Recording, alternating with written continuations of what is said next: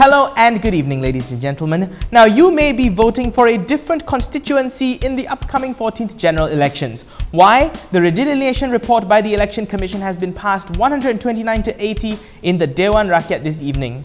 The mercury in the Dewan today reached its highest point for the sitting as the House debated the bill. But before that, we begin the day with BERSIH 2.0's gathering this morning. The demonstration went ahead as planned, gathering about 300 demonstrators who made their way to the Parliament House. The memorandum containing their issues with the Redelineation report that they intended to submit to Dewan Rakyat Speaker Pandikar Amin Mulia was received by a representative. Meanwhile, Gerakan Merah leader Jamal Yunus, who threatened to assemble some 5 to 10,000 people to counter the BERSIH gathering, did not show up. And here's why.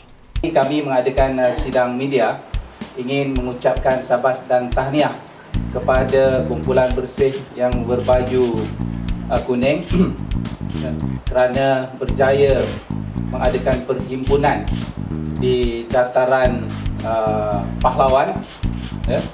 Bagi saya, kejayaan mereka ini adalah satu kejayaan yang melanggar undang-undang negara kita. Kami ini adalah kumpulan yang menghormati undang-undang. Apabila sidang media yang kami lakukan dan keesokannya semalam, kami telah pun membuat report polis di Balai Polis Dangwangi, dan selepas itu kami telah dimaklumkan bahawa Ketua Polis Kuala Lumpur telah pun mengeluarkan arahan tidak membenarkan sesiapa berkumpul ataupun mengadakan demonstrasi di kawasan tersebut. Inside the Dewan, tensions were rising as Gelang Patah MP Lim Kit Siang was instructed to leave the House following a shouting match with the Speaker. The DAP Supremo, however, refused to budge even after the Speaker instructed a minister to initiate a motion to have him suspended from the House. Berpikiran yang bermat, karena saya akan kerahkan polis untuk masuk di dalam sini. Siapa ahli yang bermat yang enggan juga, semua akan diangkat keluar. Lepas itu persidangan saya teruskan. Ahli yang bermat, masyarakat ditangguhkan sekejap buat sementara waktu. When the House reconvened after the recess, Pandikar did not appear to pursue the motion to suspend Kit Siang and instead asked Prime Minister Najib to proceed with the tabling of the Redelineation report. In his address, Najib said that the new boundary changes will enable elected representatives to enhance the efficiency in the delivery of their services. He also drew attention to how the report did not propose any changes to the number of parliamentary and state constituencies, but only suggested renaming 12 parliamentary and 28 state constituencies instead.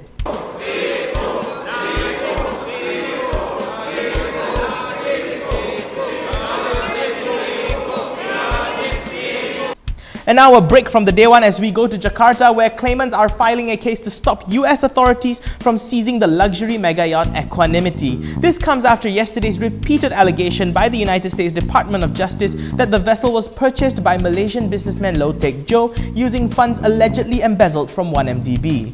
The case will be heard on the 2nd of April. Lawyer Nayun Rim, who is representing 4 companies that are filing the claim, argues that the seizure of the yacht was illegal and, quote, calculated to generate maximum press exposure, elaborating that the Federal Bureau of Investigation had no jurisdiction in Indonesia.